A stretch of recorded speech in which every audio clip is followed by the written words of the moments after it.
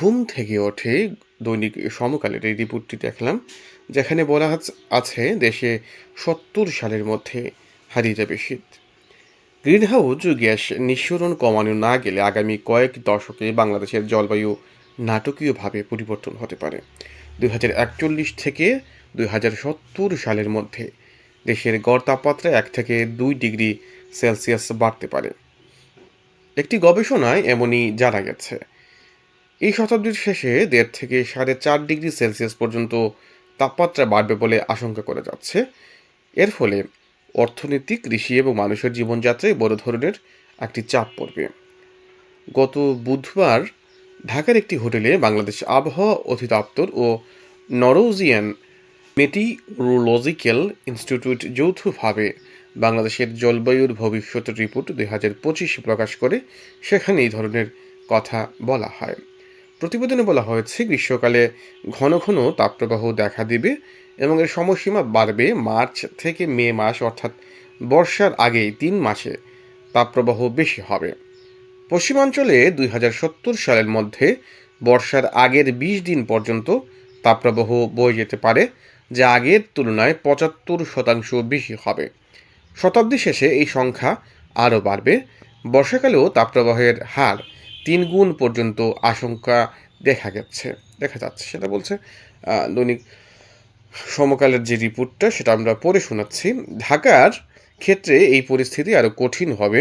গবেষণায় বলা হয়েছে, আগামী বছরগুলোতে ঢাকাবাসীকে বছরে অন্তত তীব্র ২টি তাপপ্রবাহের সম্মুখীন হতে হবে এবং বর্ষার আগেই এবং বর্ষার পরে অক্টোবর বা নভেম্বর মাসে সেই তাপমাত্রা পড়বে এবং দিনের তাপমাত্রা ৪.৫ ডিগ্রি পর্যন্ত বাড়ার আশঙ্কা রয়েছে, যা অত্যন্ত খারাপ একটা বিষয়।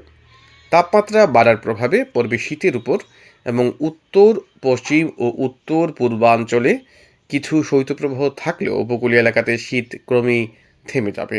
যেটা বলছিলাম, কক্সবাজারে গতকালকের যে খবর, ৩৪ ডিগ্রি সেলসিয়াস তাপমাত্রা ছিল এবং সর্বনিম্ন ছিল ২৪ ডিগ্রি সেলসিয়াস। সেই কথাটাই কিন্তু প্রতিফলন কক্সবাজারে দেখা যাচ্ছে। বড় ধরনের বৃষ্টিপাতের আভাস দেখা দিয়েছে।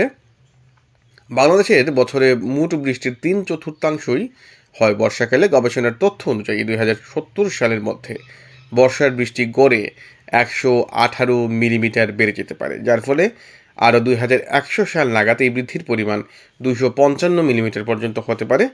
সবচেয়ে বেশি হবে উত্তর পূর্বাঞ্চলে, যেখানে অতিবৃষ্টি, বন্যা এবং ভূমিধসের বাড়িয়ে দেবে। এই সুনামগঞ্জ, সিলেট অঞ্চলের কথা বলা হচ্ছে, এদিকে রংপুর, কুড়িগ্রাম এই অঞ্চলের কথা।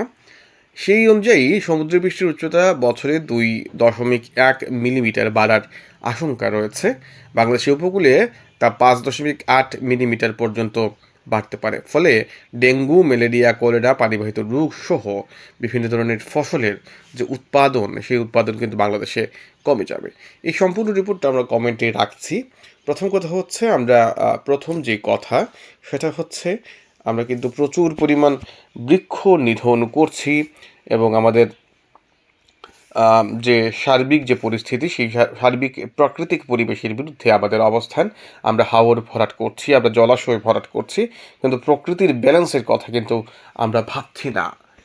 এবং এই ঘটনাগুলো আমাদের ভবিষ্যৎ প্রজন্মকে, হয়তোবা ২০৭০ সালে আমরা বেশিরভাগ মানুষই এখন যারা ইয়ং আছে বা একটু বয়স্ক আছে বাঁচব না, কিন্তু ভবিষ্যৎ প্রজন্মের জন্য কিন্তু এক ভয়ঙ্কর পৃথিবী দিয়ে যাচ্ছি আমরা। সেটা কিন্তু লক্ষ্য রাখার বিষয়। সুতরাং প্রকৃতি বাঁচান, গাছ লাগান, এর কোনো বিকল্প নেই।